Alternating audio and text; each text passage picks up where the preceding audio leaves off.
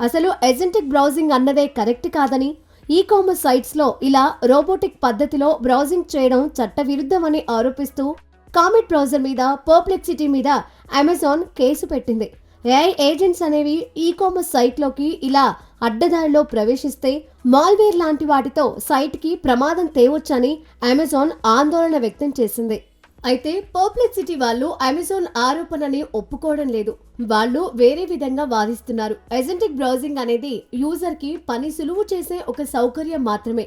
వస్తువులు కొనే genuine user official గా బ్రౌజర్ కి కమాండ్స్ ఇవ్వడంలో తప్పేముంది? ఇక్కడ యూజర్ తన పనిని సులువుగా చేసుకుంటున్నాడు తప్ప అతనేమి మాల్వేర్ పంపే సైబర్ నేరస్తుడు కాదు అని వాళ్ళంటున్నారు.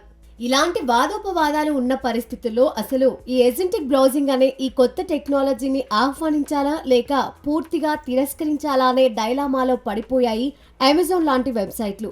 ఇదిగో ఇప్పుడు దీనికి గూగుల్ ఒక పరిష్కారం చూపించే ప్రయత్నం చేస్తోంది. దాని పేరే యూసీపీ. యూసీపీ అంటే యూనివర్సల్ కామర్స్ ప్రోటోకాల్. ప్రస్తుతం జనం ఇంటర్నెట్ బ్రౌజ్ చేయడానికి హెచ్టిటిపిఎస్ లాంటి ప్రోటోకాల్స్ వాడుతున్నారు.